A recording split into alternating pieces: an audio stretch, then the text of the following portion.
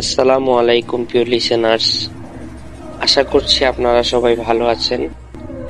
আমিও আল্লাহর রহমতে ভালো আছি। তো আজকে আমি আপনাদের সাথে যে ঘটনাটি শেয়ার করতে যাচ্ছি সেটি একজন মাদ্রাসার হাফেজ ছাত্রের ঘটনা।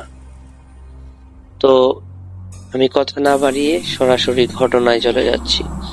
ঘটনাটি বলার আগে প্রিয় লিসেনার্স, আপনাদের কাছে আমার বিনীত অনুরোধ, দয়া করে আপনারা আমাদের এই চ্যানেলটি সাবস্ক্রাইব করবেন এবং আমাদেরকে সাপোর্ট করবেন। তো আমি সরাসরি চলে যাচ্ছি ঘটনায়।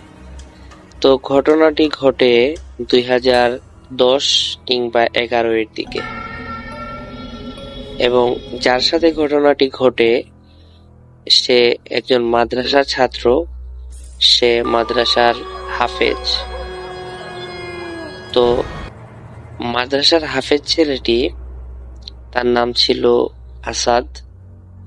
তো আসাদ সব সময় 5 ওয়াক্ত নামাজ এবং ইসলামের পথে সব সময় সুন্দরভাবে চলাফেরা করত, নামাজ পড়তো, মানুষকে দেখলেই ছোট বড় সবাইকে সালাম দিত। অর্থাৎ সে খুবই ইসলামিক এবং ধার্মিক ছিল। তো তার কোরআন তিলাওয়াতও ছিল অনেক সুন্দর। তো তার সাথে একটা বন্ধু ছিল, তার নাম ছিল কামাল। তো আসাদ আর কামাল সবসময় একসাথে থাকতো। তারা দুজনে একসাথে খেলতে যেত, একসাথে পড়তো, একসাথে নামাজ পড়তো। কারণ তারা যে মাদ্রাসার যে বোর্ডিং ছিল, মাদ্রাসায় তারা একসাথেই থাকতো। তো ঘটনাটি ঘটে 2011 এর শেষের দিকে। আসাদের খুব সুন্দর গলার স্বর ছিল, সে খুব সুন্দর তিলাওয়াত করত। তো প্রত্যেকদিন সে রাত 2টা-3টা পর্যন্ত তিলাওয়াত করত, এবং সে যখন তিলাওয়াত করত তখন সে লক্ষ্য করত কারো পায়ে হেঁটে যাওয়ার আওয়াজ কিংবা কারো বসার আওয়াজ, এবং সে যখন আওয়াজ পেত তখন কিন্তু সে আশেপাশে তাকিয়ে দেখতো, কিন্তু কাউকে দেখতো না। সে কিন্তু কাউকে দেখতে পেত না, কিন্তু সে ঠিকই অনুভব করতো যে কেউ বসলো, কেউ উঠলো বা কেউ হেঁটে যাচ্ছে, এরকম একটা আওয়াজ হইতো। তো সে এগুলা অনুভব করতে পারতো, কিন্তু চোখে দেখতে পেত না। তো প্রিয় লিসেনার্স, সে এভাবে যাচ্ছে, এভাবে 8 দিন 10 দিন এরকম ঘটনা তার সাথে ঘটে যাচ্ছে। তারপর সে তার মসজিদের যে মাদ্রাসার যে বড় হুজুরের সাথে বিষয়গুলো সম্পর্কে নিয়ে আলোচনা করলো যে, হুজুর, আমি যখন পড়তে বসি, কোরআন তেলাওয়াত করতে বসি, তখন আমি লক্ষ্য করি যে কেউ আমার পাশ দিয়ে হেঁটে যাচ্ছে, কেউ আমার পাশে বসছে, দাঁড়িয়ে যাচ্ছে, এরকম একটা আওয়াজ আমি হুজুর পাই। তো আবার আমি যখন তাকাই, তখন তাকিয়ে দেখি আমার আশেপাশে হুজুর কেউ নেই। তো হুজুর জিনিসটা বুঝতে পারলো যে হয়তো কোনো জিন। তার তো হুজুর তো আগে থেকেই জানে যে আসাদের গলার যে কোরআন তেলাওয়াত খুবই সুন্দর, এবং হয়তো বা জিনেরা আসে তার তিলাওয়াত শুনতে, কিংবা কোনো জিনের হয়তো ভালো লাগছে তার তিলাওয়াত, যে কারণে এই ধরনের আওয়াজ সে পায়। তো হুজুর আর এই বিষয়টা আসাদকে বলে না, কারণ আসাদকে যদি বলে তাহলে আসাদ ভয় পেতে পারে, তার সমস্যা হতে পারে। তাই আসাদকে হুজুর সেটা বলে না। তো হুজুর আসাদকে বলে, না, এগুলা তোমার ভুল ধারণা, তুমি তো কোরআন পড়ো, হয়তোবা মনটা তো তোমার কোরআনের দিকে থাকে, এই বাহিরের আওয়াজগুলা তোমার একটা নিজের মনের একটা ভুল। তো এই কথা বুঝিয়ে হুজুর আসাদকে তার রুমে পাঠিয়ে দিল, বললো যাও গিয়ে বিশ্রাম নাও। তারপর আসাদ ওই রাতে আবার কোরআন তেলাওয়াত করতে বসছে, তখন আবার এই রকমের আওয়াজ সে পাচ্ছে। তো এই দিনের আওয়াজটা সে পাওয়ার সাথে সাথে সে অনেক সুঘ্রাণ, অনেক সুন্দর একটি স্মেল বা সুন্দর একটি গ্রান সে পেতে লাগলো। এই গ্রানটি অনেক সুন্দর। তো এই গানে তার নাকে এসে লাগলো। তো সে অনুভব করতে পারলো যে কেউ হাঁটছে, কেউ বসছে এরকম। তো সে তার মনের ভুল ভেবে কোরআন তিলাওয়াতে মন দিল এবং কোরআন তিলাওয়াত করতে লাগলো। তো প্রিয় লিসেনার্স, কিছু কথা যেগুলো আসাদ রিলেটেড, আসাদ সম্পর্কিত, সেই কথাগুলো আপনাদের বলে নিলে আপনাদের ঘটনাটি বুঝতে অনেক সুবিধা হবে। আসাদ পড়ালেখায় ভালো। প্রত্যেক হুজুর এবং প্রত্যেক ছাত্রছাত্রী আসাদকে খুবই ভালোবাসতো। কিন্তু আসাদের কিছু শত্রু ছিল। শত্রু কিভাবে হইল আমি আপনাদের সাথে সেটা শেয়ার করছি। আসাদ যখন হিফজে পড়ছিল, তখন আসাদের সাথে কিছু ছাত্র পড়ালেখা করত এবং একদিন একটা ছাত্র আসাদের সাথে খারাপ ব্যবহার করে কোনো একটি কারণে, এবং সে খারাপ ব্যবহার করার ফলে মাদ্রাসার হুজুর ওই ছেলেটিকে তার বাবা মা এনে তাকে বের করে দেয় মাদ্রাসা থেকে। বের করে দেওয়ার কারণ, আসাদের সাথে সে কয়েকবার ঝগড়া করছে, এবং শুধু আসাদ নয়, মাদ্রাসার অনেক ছাত্র আছে, তাদের সাথেও ওই ছেলেটা ঝগড়ায় লিপ্ত হয়, যে কারণে ঝগড়ায় লিপ্ত হয় এবং পাশাপাশি ওই মাদ্রাসার ছাত্রছাত্রীদেরকে ওই ছেলেটি মারধর করে, যে কারণে হুজুর তার অভিভাবক এনে তাকে বের করে দেয়। মানে ওই আসাদের যে শত্রু ওইটাকে বের করে দেয়। তো এভাবে কয়েক বছর কেটে যাওয়ার পর আসাদও আপনার হিফজ শেষ করে সে হাফেজ হয়, এবং এই শত্রুটা এইভাবে আর কি সৃষ্টি হয়। তো আসাদ যখন মাদ্রাসায় হিফজ শেষ করেছে, হাফেজ হয়েছে, তারপর ওই শত্রু কিন্তু আসাদের ক্ষতি করার চেষ্টা করে প্রতিনিয়ত। কিভাবে চেষ্টা করে? কারণ হচ্ছে মূলত আসাদের সাথে সে শেষবার ঝগড়া করে, এবং আসাদের সাথে যখন সে শেষবার ঝগড়া করে তখন হুজুর তাকে মাদ্রাসা থেকে বের করে দেয়। আর ওই ছেলেটি মনে করে যে আসাদই তার কারণ, যে কারণে আসাদের সব দোষ, এবং আসাদের কারণেই তাকে মাদ্রাসা থেকে বের করে দেওয়া হয়েছে। সে এই ধারণা নিয়ে আসাদের ক্ষতি করতে চায়। তো আসাদ যখন রাস্তা দিয়ে হেঁটে যায়, তখন ওই ছেলেটি বড় বড় ঢিল নিয়ে, বড় বড় পাথর নিয়ে আসাদকে পিছন থেকে তাকে ঢিল মারে। তো মাঝে মধ্যে আসাদের শরীরে লাগে, মাঝে মধ্যে আসাদের শরীরে লাগে না, এইরকম আর কি একটা অবস্থা। তো বিভিন্ন ভাবে ক্ষতি করতে চায়। তো সে সরাসরি তো ক্ষতি করতে পারবে না, ক্ষতি করলে সমস্যা আছে। তো এইভাবে পিছনে লেগে থাকে, তাকে বিভিন্ন ভাবে কৌশল অবলম্বন করে আসাদকে আপনার কষ্ট দেওয়ার জন্য বা তাকে মারার জন্য, এরকম আর কি একটা বিষয়। তো আরেকদিন ঘটে একটি ভয়ঙ্কর ঘটনাটি এইরকম। মাদ্রাসায় কিন্তু প্রিয় লিসেনার্স মসজিদও ছিল, এবং সেই মসজিদে ওই ছেলেটি নামাজও পড়তে আসতো, এবং নামাজ পড়তে যখন ওই ছেলেটি আসতো, তখন সে কোনোভাবে চাইতো যে আসাদের সাথে সে মারধর করতে বা আসাদকে কোনোভাবে ক্ষতি করার জন্য সেই ছেলেটি মসজিদে আসতো। মূলত নামাজ পড়া তার উদ্দেশ্য ছিল না। কোনোদিন আসাদের জুতা লুকিয়ে ফেলতো, কোনোদিন আসাদকে মানে ইচ্ছে করে সিঁড়ি দিয়ে উঠার সময় ধাক্কা মারতো, এইরকম ঘটনা করতো বা এইরকম কাজ করতো ওই ছেলেটি। তো ওই ছেলেটির নাম ছিল রফিক। আর প্রিয় লিসেনার্স, আমি যে আপনাদেরকে বলেছিলাম যে এই কোরআন শরীফ যখন সে পড়তো আসাদ, তখন আশেপাশে তখন সে অনুভব করতো যে কেউ একজন হেঁটে যাচ্ছে বা কেউ একজন এই বসে, এরকম একটা আমি আপনাদেরকে কিন্তু বলছিলাম। তো ওইখানে কিন্তু মূলত ওইটা ছিল জিন।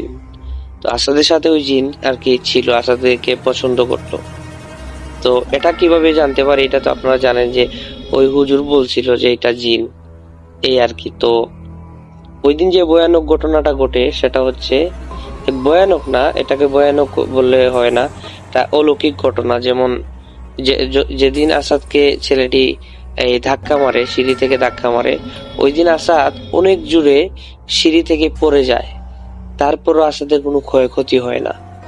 এমন ভাবে সে সিঁড়ি থেকে পড়ে, ওই মূলত ওই যে রফিক তাকে ধাক্কা মেরে ফেলেছে, কিন্তু আসাদের কোনো ক্ষতি হয় নাই। এমন ভাবে সে নিচে পড়েছে, যে কেউ যদি পড়তো হাত পা ভাঙতো অথবা ক্ষতবিক্ষত হতো, এরকম একটা অবস্থা, কিন্তু আসাদের কোনো কিছুই হয় নাই। তো বড় হুজুর এই বিষয়টি অন্যান্য ছাত্রদের কাছ থেকে জেনে কামাল ছিল, এই যে আমি বলছিলাম আসাদের বন্ধু কামালের কাছ থেকে শুনেছে হুজুর। তারপরে আপনার এই আরো ছাত্রছাত্রী এরকম হুজুরের কাছে বলেছে যে এই রফিক আসছে মসজিদে, এসে আসাদকে এরকম ধাক্কা দিয়ে ফেলে দিয়েছে এবং এরকম ঘটনা। তো হুজুর এরকম ঘটনার বর্ণনা শোনার পর হুজুর আসাদকে ডেকে ওনার রুমে আনলেন। এনে আসাদকে জিজ্ঞাসা করলেন, তুমি কি ব্যথা পেয়েছো? তখন আসাদ বলল, না হুজুর, জি না হুজুর, আমি কোনো ব্যথা পাইনি। তো এই কথা বলে হুজুর বলল, আচ্ছা ঠিক আছে, তুমি রুমে যাও, আমি দেখছি বিষয়টা। তখন হুজুর বুঝে ফেললেন যে সে যে পড়লো, এত জোরে পড়লো, এত ভয়ঙ্কর ভাবে সে পড়লো, তার কোনো ক্ষতি হয় নাই, নিশ্চয়ই ওই জিনটা তাকে রক্ষা করছে। এইরকম একটা বিষয় আর কি হুজুর ধারণা করলো। তারপর হুজুর আবার রফিককে আনলো, রফিকের বাবা মাকে খবর পাঠিয়ে তাদেরকে আবার মাদ্রাসায় আনলো। এনে রফিকের বিষয়গুলা তার মা বাবার কাছে বলল যে এরকম আপনার ছেলে মসজিদে আসে, কিন্তু সে নামাজ পড়তে আসে ঠিকই, কিন্তু বিভিন্ন ভাবে আসাদের সে ক্ষতি করার চেষ্টা করে।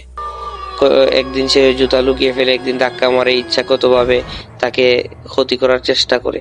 এরকম করলে কিন্তু আসলে জিনিসটা ঠিক না, আপনার ছেলেকে একটু বুঝায়েন। তো এরকম হুজুর বলে রফিকের বাবা মাকে বুঝিয়ে তাদেরকে পাঠিয়ে দিলেন বাসায়। তো বাসায় পাঠানোর পর হুজুর জানতে পারে যে রফিকের বাবা মা রফিককে ঘর থেকে বের করে দিয়েছে। রফিকের বাবা মা রফিককে বের করে দেওয়ার কারণ হলো রফিক বিভিন্ন খারাপ মানুষের সাথে চলে, বিভিন্ন খারাপ জিনিস খায়, এবং মাদ্রাসার পড়ালেখা তো সে অনেক আগেই ছেড়ে দিয়েছে। তো রফিকও ভাবতে শুরু করে যে আসাদের কারণেই সে আজ ঘর ছাড়া। তো রফিক সিদ্ধান্ত নেয় যে আজকে সে ঘর ছাড়া হয়েছে, আসাদকে সে দুনিয়া ছাড়া করবে, এরকম একটি প্রতিজ্ঞা নেয়। তার বাবা মাকে বলে দেয় যে আমি আসাদকে দুনিয়া ছাড়া করব। তো এইরকম কথা বলার পর রফিক প্রতিদিন আসাদ কখন কি করে, কোথায় যায়, সবকিছু ফলো করে, লুকিয়ে লুকিয়ে আসাদের পিছনে দেখে। আসাদও বুঝতে পারে যে রফিক যে তাকে পিছু নিয়েছে, সে কি করে না করে এগুলো সে লক্ষ্য করছে। আসাদও কিন্তু এগুলো বুঝতে পারে, এবং বুঝতে পেরে সে ওই মাদ্রাসার হুজুরের কাছে আবারও বিচার দেয় যে হুজুর এরকম আমি কোথায় যেখানেই যাই না কেন, রফিক আমার পিছু পিছু যায়। তো হুজুর বলে, আচ্ছা সমস্যা নাই, ওর বাবা মাকে তো আমি বলছি, তুমি নিশ্চিন্তা থাকো, তুমি তোমার মতো সাবধানে চলাফেরা করো। তো প্রিয় লিসেনার্স, আসাদ একদিন একটি মাঠ দিয়ে হেঁটে যাচ্ছিল। মাঠ দিয়ে হেঁটে যাওয়ার কারণ হচ্ছে আসাদ সপ্তাহে একদিন তার বাবা মার সাথে দেখা করতে যেত বাসায়, ওর নিজের বাসায়। ও তো মাদ্রাসা থেকে লেখাপড়া করতো, সপ্তাহে একদিন তার বাবা মার সাথে দেখা করতে যেত। তো একটি মাঠ অতিক্রম করে, এখানে একটু জঙ্গলও ছিল, ওই জঙ্গল আর মাঠ অতিক্রম করে তার মা বাবার সাথে দেখা করতে হতো। তো একদিন রফিকও তার পিছু পিছু নেয়, যেদিন আসাদ তার ওই মাঠ দিয়ে হেঁটে যাচ্ছিল। তো রফিক কি করে, আসাদকে মাঠের মধ্যে তাকে ঘুষি মেরে, লাথি মেরে তাকে মাঠের মধ্যে ফেলে দেয়। আসাদকে ফেলে দেওয়ার পর আসাদকে সে ধারালো ছুরি দিয়ে পুঁচাতে থাকে, পুঁজ দেয় তার গলায়, ঘাড়ে, তার বিভিন্ন জায়গায় পুঁজ দেয়, এবং পুঁজ দেওয়ার সাথে সাথে সেখানে রক্ত বের হচ্ছিল, এবং রফিক সেটা দেখে নিজে পাগল হয়ে যায়, তার মাথা কাজ করে না, এবং পাগল হওয়ার এক পর্যায়ে সে নিজেই নিজের শরীরে ছুরি লাগাতে লাগলো। রফিক তার নিজের শরীরে ছুরি লাগাতে লাগলো, এবং ছুরি লাগাতে লাগাতে সে তার বাবা মার কাছে যায়, গিয়ে বলে এরকম এরকম, মা বাবা আমি তো আসাদকে এরকম কুপিয়ে হত্যা করে ফেলেছি। তারপর মাদ্রাসায় যায়, মাদ্রাসায় গিয়ে মাদ্রাসার হুজুরকে বলে যে হুজুর এরকম এরকম আমি আসাদকে মেরে হত্যা করে ফেলেছি। তো আর বিভিন্ন ধরনের কথাবার্তা বলে পাগলামি করে রফিক। তো এই কথা শুনে রফিক রফিকের মা বাবা তার ছেলের মুখে এরকম কথা শুনে মনে করে যে সে হয়তো বা কোনো ধরনের খারাপ কিছু খেয়েছে, নেশা জাতীয় দ্রব্য খেয়েছে। এগুলা খাওয়ার ফলে সে তার নিজের শরীরে নিজেই এই ধরনের রক্তাক্ত করেছে এবং হুজুরে সেটা দেখে ভয় পেয়ে যায় যে কি হলো, বুঝলাম না কিছু। তো এক পর্যায়ে হুজুর তাড়াতাড়ি করে ওই মাঠে চলে যান এবং রফিকের বাবা মাও সেখানে যান। যাওয়ার পরে প্রিয় লিসেনার্স, যে ঘটনাটি ঘটে, সবাই দেখতে পায় যে রফিক হেঁটে হেঁটে আসছে।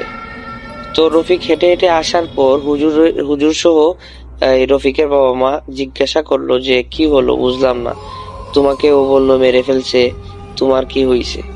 তো প্রিয় লিসেনার্স, রফিকের কোনো কিছুই হয় নাই, শুধু তার হাতে একটু কাটা, একটু রক্ত বের হচ্ছিল ওই দিক দিয়ে, তার গলায়, তার শরীরে। কিন্তু রফিক পুশ দিয়েছে, অনেক পুশ দিয়েছে, রফিক পুশ দিয়েছে আসাদকে, কিন্তু আসাদের কোনো কিছু হয় নাই, রক্ত বের হয় নাই। তো প্রিয় লিসেনার্স, হুজুর বলল যে তোর, আর রফিক বলল আসাদ তোমাকে নাকি সে মেরে ফেলছে, কিন্তু তোমার কি হলো, তোমার বুঝলাম না, আমাকে একটু খুলে বলো। তো আসাদ মাদ্রাসায় আসলো, মাদ্রাসায় আসার পর হুজুরের সাথে সব ঘটনা খুলে বলল যে হুজুর আমি যখন মাঠ দিয়ে যাচ্ছিলাম তখন এরকম এরকম রফিক আমার পিছন থেকে আসে, এসে আমাকে মারধর করে আমাকে মাটিতে ফেলে দেয় এবং সে দাঁড়ালো একটি ছুরি বের করে আমাকে পুশ দিতে থাকে এবং আমি দেখছিলাম হুজুর আমার শরীর থেকে রক্ত গড়িয়ে পড়ছে এবং আবার ভালো হয়ে যাচ্ছে সাথে সাথে। এবং আমাকে যখন সে পুশ দিতেছিল তখন দেখলাম রফিক সে নিজে চিৎকার করে হাসি দিতে থাকলো এবং সে তার নিজের শরীরে ওই চাকু দিয়ে আঘাত করতে লাগলো। তো হুজুরের বুঝতে বাকি রইল না যে আসাদের সাথে থাকা জিনটাই আজ রফিককে মৃত্যুর হাত থেকে রক্ষা করেছে। তখন হুজুর বুঝতে পারলো যে রফিকের সাথে ওই ভালো জিনটা আছে, থাকার ফলে রফিকের আজকে রফিক বেঁচে গেছে। তো হুজুর রফিককে বলল, রফিক তোমার কপাল ভালো, মহান আল্লাহ তাআলা তোমাকে রক্ষা করছেন জিনের মাধ্যমে। এরকম এরকম তোমার সাথে একজন জিন আছে। ওই হুজুর অনেক আল্লাহওয়ালা ছিল, যে কারণে তিনি ভালোভাবে বুঝে গেছে যে তোমার সাথে একজন জিন আছে, যে জিনটা তোমাকে রক্ষা করে, সব সময় বিপদের হাত থেকে তোমাকে বাঁচায়।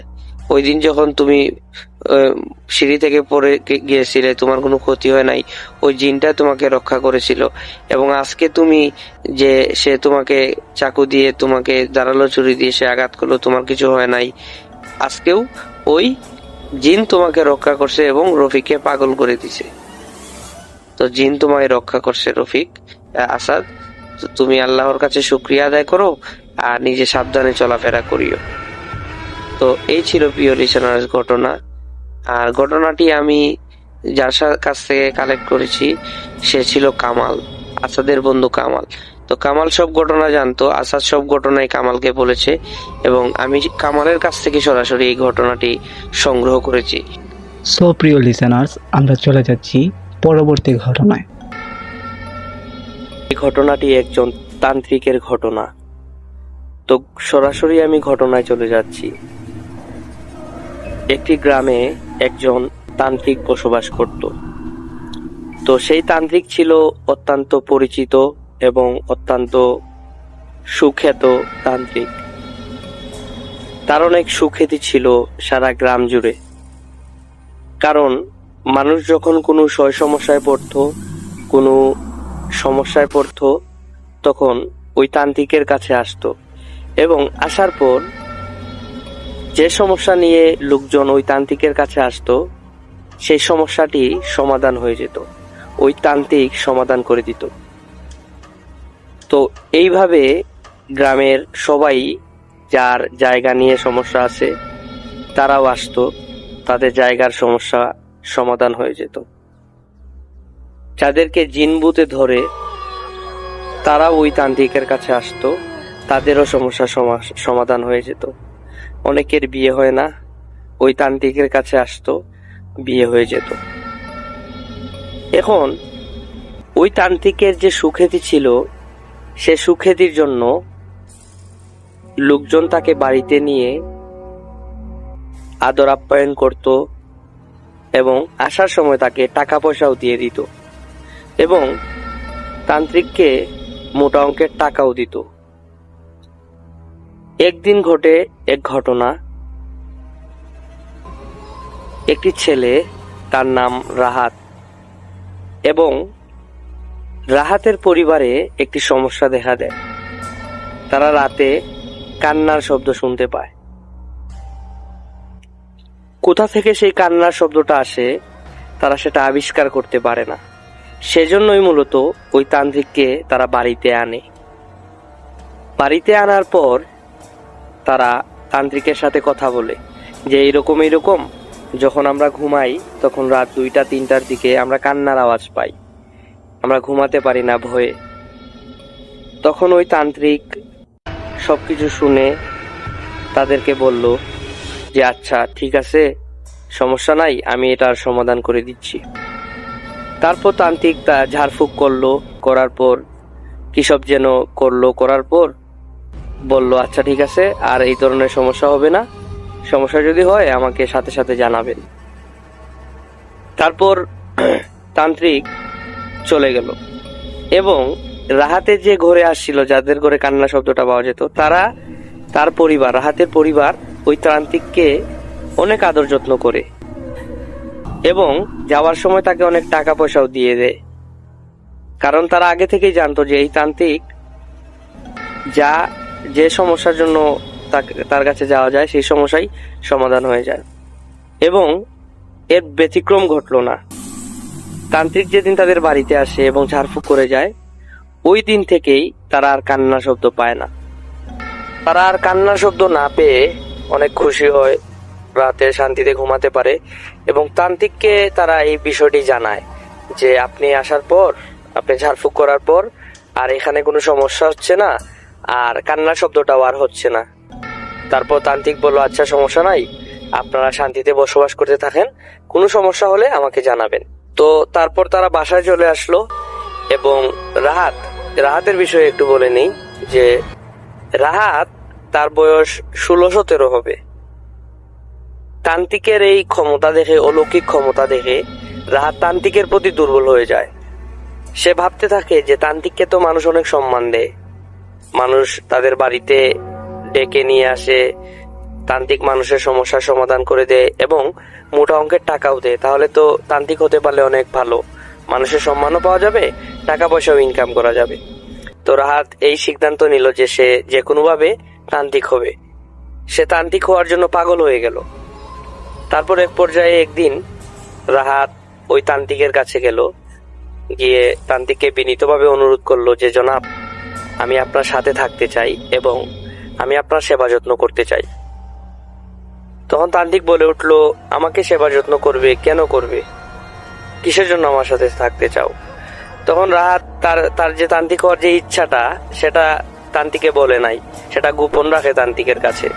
কারণ সে যদি প্রথমেই বলে ফেলে যে আমি তান্ত্রিক হতে চাই আপনার মতো, তাহলে হয়তো তান্ত্রিক রাহাতকে রাখবে না তান্ত্রিকের সাথে। তাই রাহাত সেটা গোপন করে বলে যে আপনাকে আমার অনেক ভালো লাগে, আর আপনি তো আমাদের ঘরের সমস্যার সমাধান করে দিচ্ছেন, তাই আমি চাই যে আমি আপনার সাথে থাকবো, আপনাকে সেবা যত্ন করবো, এটাই, এতটুকু, আর কিছু না। তখন তান্ত্রিক বলে না, দরকার নাই, তুমি বাসায় চলে যাও, আমার তোমার সহযোগিতা বা তোমার সেবা করার প্রয়োজন নেই, তুমি চলে যাও।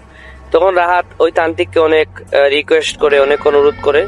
তারপর এক পর্যায়ে তান্ত্রিক বলে আচ্ছা তুমি বাসায় যাও, আমি তোমাকে পরে জানাবো তোমাকে আমি আমার সাথে রাখবো কিনা। তো রাহাতও বাসায় চলে গেল। যাওয়ার পর পরদিন রাহাত আবার তান্ত্রিকের কাছে আসলো।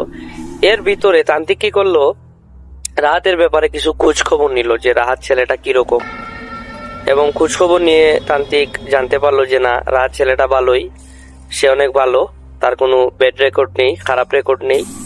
তো তান্ত্রিক পরদিন যখন রাহাত আসলো তখন তান্ত্রিক চিন্তা করলো যে তাকে আমি নিয়ে নেই আমার সাথে, আমার তো অনেক দূর দূরান্তে যাওয়া লাগে, আমার কিছু যে জিনিসগুলা উপকরণ তান্ত্রিক করতে অনেক কিছু কিন্তু লাগে, যেমন আপনার অনেক বিভিন্ন জিনিস ব্যাগ পত্র, হ্যাঁ অনেক কিছু লাগে। সে ছেলেটা আমাকে সহযোগিতা করবে, আমাকে একটু সাহায্য করলো, তাতে তো আমারই উপকার হলো। তো এইসব চিন্তা করে তান্ত্রিক কি করলো, রাহাতকে বললো আচ্ছা তুমি আমার সাথে থাকতে পারো, সমস্যা নাই। তারপর রাহাত তো মনে মনে মহা খুশি যে সে তান্ত্রিকের সাথে থাকবে এবং তান্ত্রিকের সব তন্ত্রমন্ত্র জানবে এবং সেও একদিন তান্ত্রিক হবে।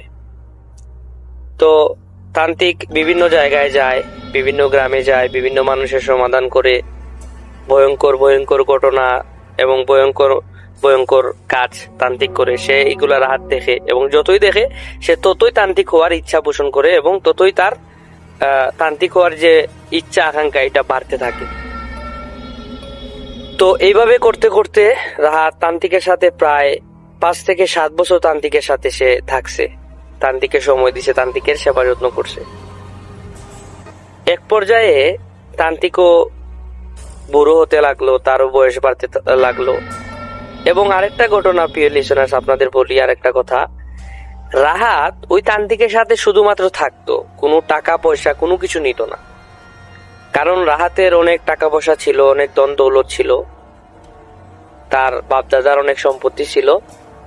টাকা পয়সা সে কখনোই তান্ত্রিকের কাছ থেকে নিত না, বা তান্ত্রিক দিতে চাইলেও সে নিত না। সে বলতো না, আমার টাকা পয়সার জন্য আমি আপনার কাছে আসি নাই, আমার টাকা পয়সা লাগবে না। তো তান্ত্রিক তাকে একদিন ডাকে এবং ডেকে বলে যে রাহাত, তুমি তো অনেক দিন ধরে আমার সাথে আসো, প্রায় 7-8 বছর হলো, তো আমার কাছে তো তুমি কখনো টাকা পয়সা চাওনি বা নেওনি কখনোই। আমি তোমার জন্য কিছু করতে চাই, তোমাকে আমি যে কোনো একটা সহযোগিতা করতে চাই, তোমাকে আমি অনেক টাকা দিতে চাই, এত টাকা দিতে চাই, কয়েক লক্ষ টাকার একটা, ওই সময় তো টাকার অনেক মূল্য ছিল। তো তান্ত্রিক বললো যে তুমি এখনো আমার কাছ থেকে একটা টাকাও নেও নাই, আমি তোমাকে এই 10-15 লক্ষ টাকা দিতে চাই। মানে একটা টাকার অ্যামাউন্ট আর কি অফার করলো এই রাহাতকে তান্ত্রিক। তান্ত্রিকেরও অনেক টাকা ছিল, অনেক সম্পদ ছিল। তখন রাহাত বলল জি না, আমার টাকা পয়সা লাগবে না, আমি আপনার সাথে আসি, আপনি যতদিন আসেন আমি আপনার সাথে আসি, সমস্যা নেই। তান্ত্রিক বলল তুমি টাকাও নেও না, কিছুই নেও না, আমি তোমার কোনো কিছু বুঝতে পারলাম না, তুমি আমার কাছে কি চাও? তান্ত্রিক যখন বলল যে তুমি কি চাও, তখন রাহাত বলল যে জনাব, আমি চাই আমি আপনার মতো একজন তান্ত্রিক হব এবং আমি মানুষের সহযোগিতা করব, আমি অনেক অলৌকিক ক্ষমতার অধিকারী হব। তখন তার কথা শুনেই তান্ত্রিক বলে উঠল যে না, এটা কখনো সম্ভব না, এটা কখনো সম্ভব না, আর আমি তোমাকে এ ব্যাপারে কোনো সহযোগিতাও করতে পারবো না। আমি চাই না তুমি তান্ত্রিক হও, আমি চাই না আমার মতো অভিশপ্ত জীবন তুমিও পার করো। তখন রাহাত বলে উঠল না না, এটা বললে কিভাবে হবে, আমি আপনার সাথে এত বছর থেকেছি, এত বছর আমি আপনার সাহায্য সহযোগিতা করেছি, আমি কখনো আপনার কাছে কোনো বিনিময় চাইনি, কোনো কিছু চাইনি। এখন আমি চাচ্ছি আমার ইচ্ছা, আমার স্বপ্ন আপনি পূরণ করেন, কিন্তু আপনি না বলছেন, এটা কিভাবে হবে বলেন? তখন তান্ত্রিক রাহাতকে অনেকভাবে বুঝালো যে এই যে তান্ত্রিকের যে জীবন, আমার যে জীবন, সেটা মোটেও সহজ নয় এবং এই যে তান্ত্রিক হতে হলে অনেক কঠিন কঠিন কাজ করতে হয়, যেটা তুমি কখনো পারবে না। আর আমি চাইও না যে তুমি এই কাজ করো এবং তান্ত্রিক হও, কারণ তান্ত্রিকের রাস্তাটা এত সহজ না। তো তান্ত্রিক অনেকভাবেই রাহাতকে বুঝালো তান্ত্রিক না হওয়ার জন্য, এবং রাহাত কোনোভাবেই রাজি হচ্ছিল না, কারণ সে তান্ত্রিক হওয়ার জন্যই তান্ত্রিকের পিছনে 7-8 বছর তার জীবন থেকে ব্যয় করেছে এবং এই স্বপ্নকেই সে লালন করে তান্ত্রিকের কাছে এসেছে। সে কিছুতেই রাজি হচ্ছিল না এবং তান্ত্রিককে অনেক অনুরোধ করতে লাগলো। তো তান্ত্রিকও কিছু তার উপায় না পেয়ে তান্ত্রিক ভাবলো যে ছেলেটা আমার পিছনে এত সময় ব্যয় করছে, এখন কোনোভাবেই সে বুঝতে পারতেছে না, তো এখন আর কি করার। তো তান্ত্রিক বলল আচ্ছা তুমি যখন এত কিছু বলতেছো, আচ্ছা ঠিক আছে, আমি তোমাকে তান্ত্রিক হওয়ার জন্য সহযোগিতা করব, সব যাবতীয় কিছু তোমাকে বলে দিব, সমস্যা নাই, কিন্তু একটা শর্ত আছে। শর্তটা হচ্ছে আমি তোমাকে যা যা বলবো, যা কিছু বলতে বলবো, করতে বলবো, তোমাকে তাই করতে হবে। তুমি যদি তখন পিছপা হও, তখন কিন্তু সমস্যা আছে, তখন কিন্তু তুমিও মরবে আমিও মরবো। তো তুমি বুঝে শুনে পা বাড়াও, না হলে তুমিও মরবে আমিও মরবো। তো রাহাত কি করলো, তান্ত্রিকের এই কথা শুনে সে বলল, না সমস্যা নাই, আমি তো তান্ত্রিক হওয়ার জন্যই আপনার কাছে আসছি, সমস্যা নাই, আপনি যা করতে বলবেন, যত ভয়ঙ্করই হোক না কেন, যত কঠিনই হোক না কেন, আমি সেটা করব। তো তান্ত্রিক বললো, আচ্ছা ঠিক আছে, সমস্যা নাই, তবে তুমি মনে রাখো, তুমি বলছো যে যত কঠিনই হোক না কেন তুমি সেটা করবে, যদি তুমি কোনো কারণে সেটা না করো তাহলে কিন্তু তুমিও মরবে আমিও মরবো। আচ্ছা।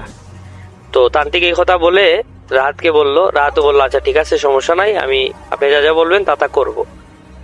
তারপর তান্ত্রিক বলল যে আচ্ছা, আজকে রাত্রে তুমি আমার কাছে আসিও, আমি তোমাকে তন্ত্রমন্ত্র কিছু শিখাবো এবং কিছু কাজ দিব, সেই কাজগুলা তুমি করবা। বললো, আচ্ছা জনাব, আমি রাত্রে আসব। তো রাহাত বাসায় গেল, বাসায় গিয়ে তখন সকালের দিক ছিল, সে তান্ত্রিক হওয়ার জন্য এতটাই বেকুল হয়ে গেছিল যে কখন রাত হবে, কখন রাত হবে, আমি কখন তান্ত্রিকের কাছে যাব এবং কখন গিয়ে এইসব তন্ত্রমন্ত্র শিখে আমি তান্ত্রিক হয়ে যাব। তো আমি প্রিয় লিসেনার্স আপনাদেরকে আগে বলেছিলাম যে যখন রাহাত তান্ত্রিকের কাছে যায় তখন রাহাতের বয়স ছিল মাত্র 17 কি 18 বছর, এবং প্রায় 8 বছর পরে রাহাতের বয়স কত হয় আপনারা হিসাব করে নিন, মোটামুটি 26 বছর হয়তো বা রাহাতের বছর, তো খুব একটা বেশি কিন্তু না।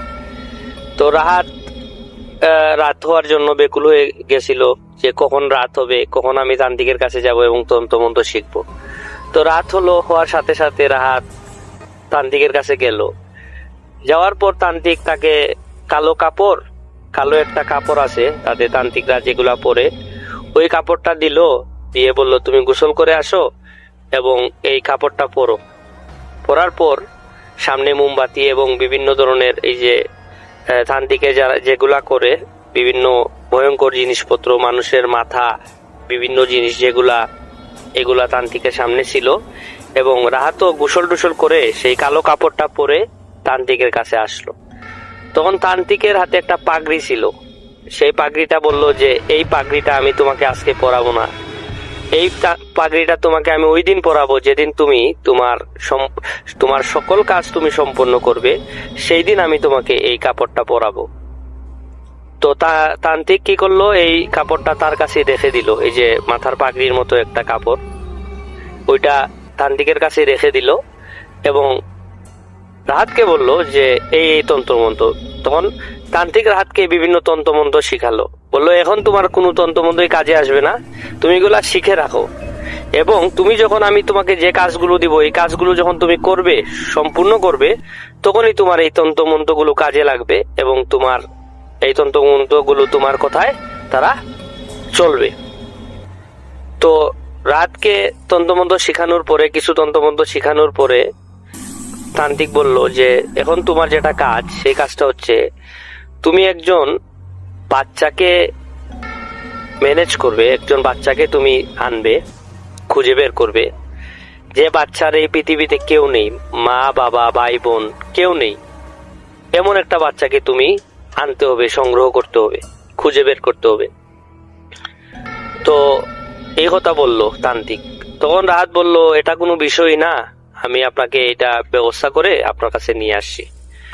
তখন তান্ত্রিক বলল, মনে রেখো, তুমি ওই বাচ্চার ব্যবস্থা করো, সমস্যা নাই, কিন্তু একটা কথা মনে রাখবা, বাচ্চার যেন কোনো মা বাবা পৃথিবীতে না থাকে, এমন একটা বাচ্চা তুমি নিয়ে আসবে, যার দেখাশোনা করার মতো কেউ নাই, এমন একটা বাচ্চা। তো রাত কি বললো যে আচ্ছা জনাব, আমি আপনার কথা মতো এরকম একটা বাচ্চা নিয়ে আসছি, সমস্যা নাই। তো এই কথা বলে রাত চলে গেল, এবং পরদিন থেকেই সে এইরকম একটা বাচ্চা, যে বাচ্চার কোনো বাবা মা পৃথিবীতে নাই এবং কোনো আত্মীয় স্বজন নাই, এরকম একটা বাচ্চা তার গ্রামে খুঁজতে লাগলো, এবং খুঁজতে খুঁজতে সে কিছুতেই এইরকম বাচ্চা পাচ্ছিল না। বাচ্চা পায় তো কারো বাবা আছে, কারো বাবা নেই, মা আছে, কারো বাবা মা কেউই নাই, কিন্তু তার ভাই বোন লালন পালন করে বা আত্মীয় স্বজন লালন পালন করে, এরকম কোনো বাচ্চা ওই রাহাত খুঁজে পাচ্ছিল না। তো সে একদিন যায়, 2 দিন যায়, 1 মাস যায়, 2 মাস যায়, এরকম বাচ্চা পায় না। তো সে যতটা সহজ মনে করেছিল ততটা সহজে কিন্তু সে বাচ্চা ম্যানেজ করতে পারে নাই, সংগ্রহ করতে পারে নাই। তো তান্ত্রিক বলল, কি খবর, তুমি কি এরকম বাচ্চা একটা খুঁজে বের করছো? তখন রাহাত বলল, না জনাব, আমি তো খুঁজে বের করতে পারি নাই। তখন বললো, আচ্ছা সমস্যা নাই, তুমি খুঁজে বের করো, খুঁজে বের করে আইসো আমার কাছে, পরবর্তী কাজ কি করতে হবে সেটা আমি তোমায় বলে দিব। তো রাহাত খুঁজে তার গ্রামে পায় না, তার গ্রাম খোঁজা শেষ, তো সে অন্য গ্রামে চলে যায়। এরকম করতে করতে প্রায় 6 মাস লাগলো একটা বাচ্চা খুঁজতে তার, রাহাতের। তো সে বাচ্চাটা খুঁজে বের করলো, যার পৃথিবীতে কেউ নাই। সে বাচ্চাটাকে মূলত রাস্তায় পায়, রাস্তায় যে আপনার এই কি বলে যে বোতল আছে না, বিভিন্ন ধরনের বোতল, ভাঙ্গারি টাঙ্গারি, এগুলো আর কি, সেই বাচ্চাটা সারাদিন এগুলা সংগ্রহ করে করে রাতে বিক্রি করে। তো রাহাত হেঁটে যাচ্ছিল, এরকম একটা বাচ্চা পাইছে। প্রায় বাচ্চাটার বয়স 5-6 বছর হবে, 5-6 বছর হবে বা 7 বছর হবে, এইরকম একটা বয়স আর কি। তো খুঁজে পাওয়ার বাচ্চাটার সাথে কথা বলে জানতে পারলো যে সে এরকম জীবন পরিচালনা করে, তার পৃথিবীতে কেউ নাই, বাবা মা কেউ নাই, আত্মীয় স্বজন কেউ নাই। তো রাহাত খুশি হলো, খুশি হয়ে সেই বাচ্চাটাকে আনলো, এনে তাকে খাইয়ে দাইয়ে পোশাক টোশাক কিনে দিয়ে তাকে সুন্দরভাবে সাজিয়ে গুজিয়ে তান্ত্রিকের কাছে নিয়ে গেল। তান্ত্রিকের কাছে নিয়ে যাওয়ার পর তান্ত্রিক বলল, আচ্ছা ঠিক আছে, এই বাচ্চাটা তুমি নিয়ে আসছো, তার কি বাবা মা আছে? বলল, না জনাব, তার বাবা মা পৃথিবীতে কেউ নাই, কোনো আত্মীয় স্বজন নাই, এরকম তারে আমি রাস্তা থেকে তুলে নিয়ে আসছি, মানে রাস্তা থেকে আর কি কুড়িয়ে নিয়ে আসে। বললো, আচ্ছা ঠিক আছে, এখন তুমি এই বাচ্চাটাকে আগামী 10 বছর এই বাচ্চাটাকে তুমি লালন পালন করবে। তখন রাহাত বলল যে, কি বলছেন আপনি এইসব? 10 বছর আমি তাকে লালন পালন করব? আমি তো ভাবছিলাম যে এই বাচ্চাটাকে নিয়ে আসব, তারপর আমার কাজ শেষ, আমি তান্ত্রিক হয়ে যাব। তখন তান্ত্রিক বলল, আমি আগেই বলেছিলাম তোমাকে যে তান্ত্রিকের এই রাস্তাটা এবং তান্ত্রিক হওয়াটা এত সহজ নয়, এটা অনেক কঠিন এবং অনেক ভয়ঙ্কর, এটা একটা অভিশপ্ত জীবন, তান্ত্রিকের জীবনটা একটা অভিশপ্ত জীবন। তো রাহাত বলল, কি আর করার, মনে মনে সে আর কি ভাবতে লাগলো যে কি আর করার, তান্ত্রিক যখন আমি হবই। কেউ কেউ আছে প্রিয় লিসেনার, যে যারা ইচ্ছা পোষণ করে যে আমি এটা হতে চায়, এরকম মানুষ কিন্তু জেদি মানুষ আছে। তো রাহাতও কিন্তু ওই রকম মানুষ ছিল, জেদি মানুষ ছিল। তার ভিতরে যে এমন ভাবে তান্ত্রিক হওয়ার যে ইচ্ছাটা, ওইটা এমন ভাবে তাকে মানে আক্রমণ করছিল যে সে তান্ত্রিক হয়ে ছাড়বেই যে কোনো কিছুর বিনিময়ে। তো তান্ত্রিক বললো যে এই 10 বছর তুমি বাচ্চাটাকে লালন পালন করবে, তুমি এই বাচ্চাটাকে নিজের সন্তানের মতো আদর করবে, এই বাচ্চাটা তোমার কাছে যা চাইবে তুমি তাই তাকে দিবে, কখনো তাকে তুমি কি করবে না, কোনো ধরনের কষ্ট দিবে না, অবহেলা করবে না, তুমি তোমার বাচ্চার মতোই এই ছেলেটাকে লালন পালন করবে। করে 10 বছরের ঠিক 8-10 দিন আগে আমি তোমাকে বলে দিব যে 10 বছর যেদিন হবে ওই দিন তোমাকে কি করতে হবে। তখন রাহাত বলল, আচ্ছা জনাব, ঠিক আছে, আমি এই বাচ্চাটাকে আমার নিজের মতোই লালন পালন করব, আর 10 বছরের আগে আমি আপনার সাথে যোগাযোগ করব। তখন রাহাত বাচ্চাটাকে নিয়ে চলে গেল। নিয়ে সে ইতিমধ্যে লিসেনার্স, আরেকটি কথা আপনাদেরকে আমি বলতে ভুলে গেছি, যে বিষয়টা হচ্ছে এর মধ্যে কিন্তু আপনার এই যে রাহাত কিন্তু বিয়ে করে ফেলেছিল। তো রাহাতের ঘরে বউ ছিল। তো বাচ্চাটাকে নিয়ে সে বাসায় গেল। যাওয়ার পর সে তার বউকে বলল যে, বউ, এই বাচ্চাটা আমি খুঁজে আনছি, এই বাচ্চাটাকে তুমি নিজের সন্তানের মতো লালন পালন করবে, কখনো তাকে তুমি কষ্ট দিও না। আর প্রিয় লিসেনার, আরেকটি বিষয়, এই রাহাতের বউয়ের কিন্তু কোনো বাচ্চা কাচ্চা হচ্ছিল না, যে কারণে তার বউও অনেক খুশি হয় বাচ্চাটাকে দেখে এবং তার নিজের সন্তানের মতোই আদর করতে লাগে। এবং এই যে যাবতীয় ঘটনা, সে যে তান্ত্রিক হওয়ার জন্য এই বাচ্চাটাকে আনছে, সে ঘটনাটা কিন্তু তার বউ জানে না, এই কোনো কিছুই তার বউ জানে না। তো বাচ্চাটাকে আনার পর সে, রাহাত এবং রাহাতের বউ দুজনেই বাচ্চাটাকে অনেক আদর করে, ভালোবাসে, অনেক যত্ন করে। তো বাচ্চাটা তাদের সাথে থাকে এবং ওই বাচ্চাটা রাহাতকে আব্বা এবং রাহাতের বউকে আম্মা বলে ডাকে। তো বাচ্চাটা এমন ভাবে তাদের সাথে মিশে যায় এবং তারাও এমন ভাবে বাচ্চাটার সাথে মিশে যায় এবং আদর যত্ন করে, যে আসলে বোঝা যাচ্ছিল না যে আসলে কেউই পরের সন্তান, মানে এটা বলছিল না। ছেলেটাও বাবা আব্বা আম্মা ডাকছিল এবং রাহাতও সন্তানের মতো দেখছিল। তো এখানে কোনো অসুবিধা নাই। তো এইভাবে প্রায় 5-6 বছর কেটে যায়। 5-6 বছর কেটে যাওয়ার পর একদিন হঠাৎ করে তান্ত্রিকের সাথে রাহাত তান্ত্রিকের সাথে দেখা করতে যায়। দেখা করতে যাওয়ার পর তান্ত্রিক রাহাতকে বলে যে, আমি তো এই গ্রাম ছেড়ে চলে যাচ্ছি, আমি এখানে আমার কাজ শেষ, এখন আমি অন্য একটা গ্রামে যাচ্ছি, তো তোমার সাথে আমার দেখা হবে না। তখন রাহাত বলে উঠলো, এসব কি বলছেন আপনি? আপনি আমাকে বললেন যে তান্ত্রিক হওয়ার জন্য আমি আপনার সাথে 7-8 বছর থাকলাম এবং আমি বাচ্চাটাকেও আনলাম, বাচ্চাটাকে বললেন 10 বছর লালন পালন করতে। এখন আমি 6 বছর তাকে লালন পালন করে ফেলছি, আর আছে 4 বছর। আপনি এখন বলছেন গ্রাম ছেড়ে চলে যাচ্ছেন অন্য গ্রামে, এটা বললে কিভাবে হবে? এটা কোনো কথা? তখন তান্ত্রিক বলল যে তোমার চিন্তার কোনো কারণ নাই, আমি প্রত্যেকটা দিনই গণে রাখতেছি এবং হিসাব রাখতেছি। তুমি যখন আমার কাছে এতদিন ধরে আমারে সময় দিছো, তো আমিও তোমার কাছে, তো তুমি এটা আমার কাছে পাও, এটা আমারও দায়িত্ব যে তোমার ইচ্ছাটা আমার পূরণ করা। তুমি চিন্তা করিও না, আমি 10 বছর মানে আরো 4 বছরের আগেই আবার আমি তোমার সাথে আসবো, এসে আমি তোমার সাথে দেখা করবো, তুমি নিশ্চিন্তা থাকতে পারো। আর আমি এমন জায়গায় যাচ্ছি, তুমি যে কোনো সমস্যায় তুমি আমার সাথে দেখা করিও, কোনো সমস্যা নাই। এই কথা বলো তান্ত্রিক রাহাতকে। তবে রাহাতও বললো, আচ্ছা সমস্যা নাই, আপনি যান, আপনারও যদি আমাকে প্রয়োজন হয় আপনি আমাকে ফোন দিয়েন, বা সরি তখন ফোন ছিল না, আপনি আমাকে চিঠি দিয়েন। হ্যাঁ, আপনি আমাকে চিঠি দিয়েন, চিঠি দিলে আমি আপনার সাথে দেখা করব, অথবা আমি আপনার সাথে ওইখানে যাব, গিয়ে দেখা করব। এই কথা বলে তান্ত্রিক বিদায় নিয়ে চলে গেল, রাহাতও তার বাসায় চলে গেল। তো এরকম করতে করতে প্রিয় লিসেনার্স প্রায় আরো 3 বছর কেটে গেল, প্রায় 4 বছরই কেটে গেছে। আপনার কিছুদিন বাকি আছে আর কি 4 বছর পূরণ হওয়ার। ওইদিকে 6 বছর তো আগেই চলে গেছিল, আর এদিকে 4 বছর পূরণ হয়ে গেছে। মোটামুটি আপনার এই 10-15 দিন বাকি আছে আর কি। তো এই 10-15 দিন বাকি থাকাকালীন তান্ত্রিক গ্রামে আসে, এসে রাহাতকে খুঁজে বের করে বলে, রাহাত এরকম এরকম, তোমার তো প্রায় 10 বছর হয়ে গেছে, বাচ্চাটাকে লালন পালন করছো, আর 14-15 দিন আছে। তো এখন রাহাত বলে উঠলো, হ্যাঁ জনাব, আপনি আসছেন, আমি অনেক খুশি হয়েছি। আর ওই তান্ত্রিকও অনেক বৃদ্ধ হয়ে গেছিল, কারণ অনেক সময় তো রাহাতেরই বয়স 34-এর কাছাকাছি হয়ে গেছিল তখন। তো তান্ত্রিক তো আরো বুড়ো হবেই, কারণ সে তখনও একটু বয়স্ক ছিল। তো রাহাত তান্ত্রিককে তার বাসায় নিল, নিয়ে খাবার দাবার খাওয়ালো, তাকে অনেক যত্ন করলো। করার পর তান্ত্রিক তার অন্য জায়গায় চলে গেল, আবার গ্রামে বললো। এবং যাওয়ার আগে এই কথা বললো যে 10-15 দিন আছে, এবং আজ থেকে ঠিক 15-16 দিন পর আমাবস্যার রাত আছে। ওই আমাবস্যার রাতে তুমি ওই বাচ্চাটাকে আমার কাছে নিয়ে আসবে, এবং যেদিন তুমি আমার কাছে নিয়ে আসবে ওই দিন পুরো দিন তাকে না খাইয়ে দাইয়ে রাখবে, তাকে খাওয়াবে না, তাকে এক ফোঁটা পানিও দিবে না তোমার ওই সন্তানকে। তখন রাহাত বলে উঠলো, কি বলেন আপনি? এটা কোনো কথা? আমি আজ ছেলেটাকে এত কষ্ট করে লালন পালন করছি, আপনিই তো বললেন তাকে যেন কোনো কষ্ট না দেই, আর আপনি এখন বলতেছেন তাকে আমি না খাইয়ে রাখবো।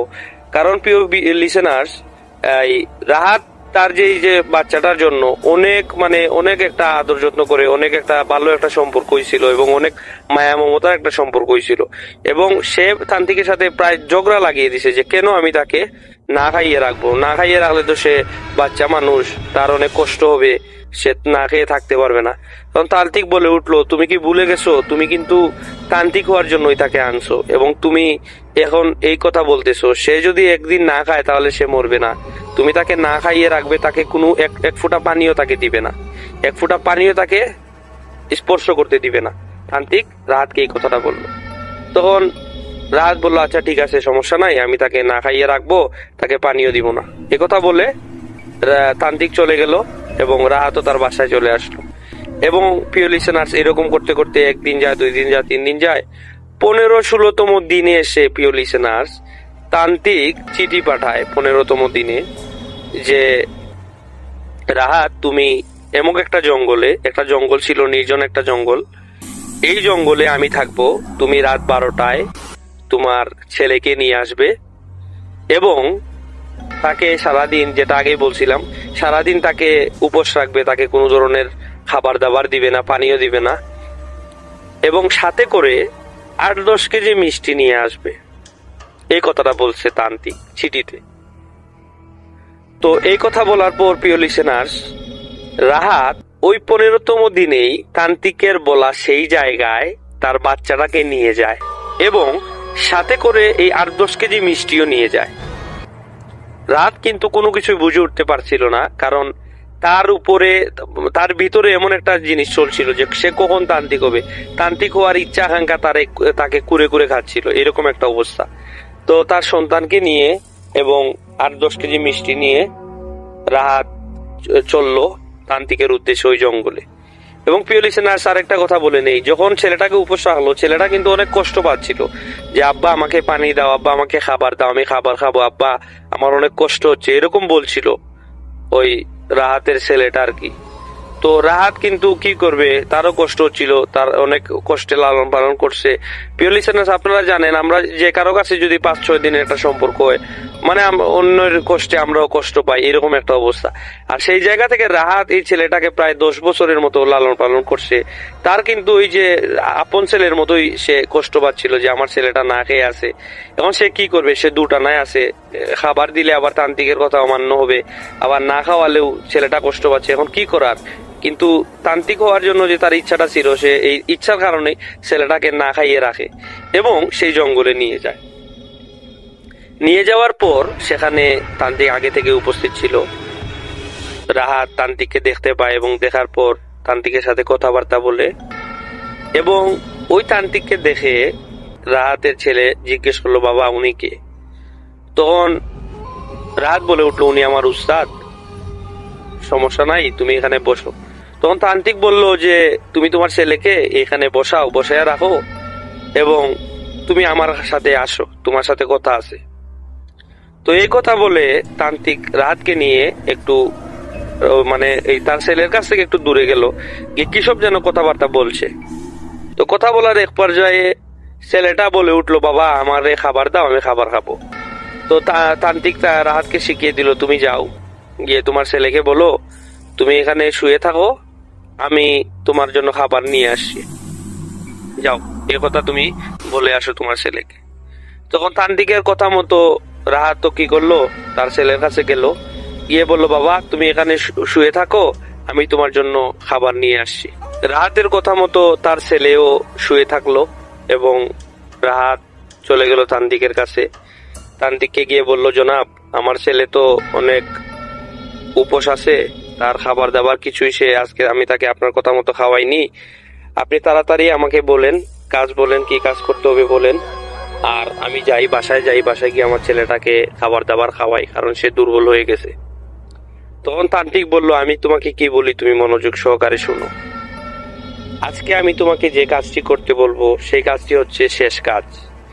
এই কাজের মধ্য দিয়ে তুমি অলৌকিক ক্ষমতার অধিকারী হবে এবং তুমি হবে মহাশক্তিশালী একজন মানুষ হিসাবে তুমি পরিগণিত হবে এবং অনেক ক্ষমতাশালী মানুষ হিসেবে তুমি পরিগণিত হবে, এবং তোমার কাছে এমন কোন সমস্যার সমাধান করতে পারবে তা হবে না, তুমি সব ধরনের সমস্যার সমাধান করতে পারবে।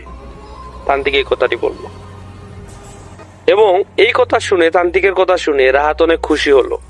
খুশি হয়ে বলল, জনাব তাহলে তো ভালো, আমি আপনার কাছে চিরকৃতজ্ঞ, চিরঋণী।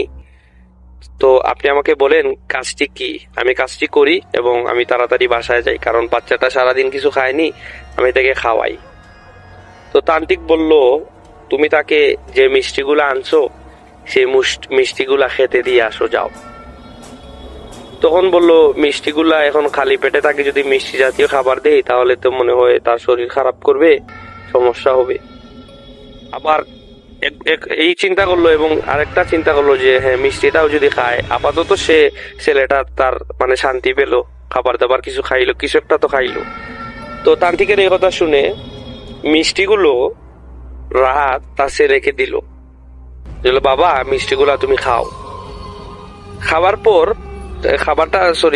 রাহাত এই তার ছেলেকে মিষ্টিগুলা দেওয়ার পর আবার তান্ত্রিকের কাছে আসলো, এসে তান্ত্রিককে বলল, আমি তাকে তো মিষ্টিগুলা দিয়ে আসছি। তখন তান্ত্রিক বলল যে তুমি যাও তোমার ছেলের কাছে, গিয়ে তাকে মিষ্টিগুলো খাওয়াও এবং সে খাক। খাওয়ার পরে যখন সে পানি পানি বলবে, পানি তোমার কাছে চাইবে, তখন তুমি আমার কাছে আসবে, বুঝছো, তখন তুমি আমার কাছে আসবে। তো রাহাত বলল, আচ্ছা ঠিক আছে জনাব, আমি আসবো। রাহাত তখন ভাবলো যে হয়তো পানির কথা বলতেছে, তান্ত্রিকের কাছে পানি আছে, তখন তান্ত্রিকের কাছ থেকে পানি নিয়ে ওই তার ছেলেকে দিবে। তখন রাহাত বলে উঠলো যে আপনার কাছে কি পানি আছে, পানি থাকলে দিয়ে দেন, আমি তাকে খাইয়ে দিব, সমস্যা নাই।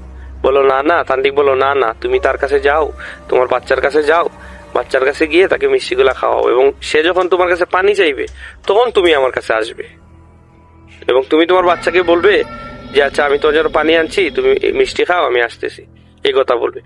তো তান্ত্রিক কি করলো, ওই রাহাত কি করলো, তার বাচ্চার কাছে গেল, গিয়ে মিষ্টিগুলা দেখতেছে। সে তো সারাদিন উপাস ছিল বাচ্চাটা, তো বাচ্চাটা একসাথে 3-4টা মিষ্টি মুখের ভিতর ঢুকিয়ে খাইতেছে। তো এতটা ক্ষুধার্ত ছিল, মানুষ ক্ষুধার্ত থাকলে এরকমই খায়। তো রাহাত কি করলো, তার বাচ্চাকে মিষ্টি খাইয়ে দিল, এবং মিষ্টি খাওয়ার এক পর্যায়ে বাচ্চাটার পেট ভরে গেল, এবং পেট ভরে যাওয়ার পর বাচ্চাটা বলল আব্বা আমাকে পানি দাও। তখন তো রাহাতের কাছে কোনো ধরনের পানি ছিল না, তখন সে তান্ত্রিকের কথা মতো তান্ত্রিকের কাছে চলে গেল, গিয়ে বলল জনাব আমার বাচ্চা তো এখন আমার কাছে পানি চাইতেছে, আপনি পানি দেন, আমি পানি দিয়ে আসি। তখন তান্ত্রিক বলল তুমি 1 মিনিট দাঁড়াও, রাহাতকে বলল। তখন রাহাত কি করলো ওইখানে দাঁড়িয়ে থাকলো, এবং তান্ত্রিক গেল, গিয়ে 2 মিনিট পর একটি বড় একটি তরবারি নিয়ে আসলো। তরবারি দেখে রাহাত রীতিমতো ভয় পেয়ে গেল, ভয় পেয়ে বলল যে জনাব এটা কি আনছেন আপনি, আপনি তো পানি আনার কথা, আপনি এটা কি আনলেন? তখন বলল তুমি এই তরবারিটা ধরো। তখন রাহাত তরবারিটা ধরলো, ধরার পর তান্ত্রিক বলল তুমি যাবে, তোমার বাচ্চা তো তোমার বলছে তুমি পানি আনার জন্য, তুমি তোমার বাচ্চার কাছে যাবে, তুমি যখন তোমার বাচ্চা বলবে যে আব্বা পানি দাও, তখন তুমি তাকে বলবে বাবা তুমি পিছন দিকে ফিরে শুয়ে থাকো,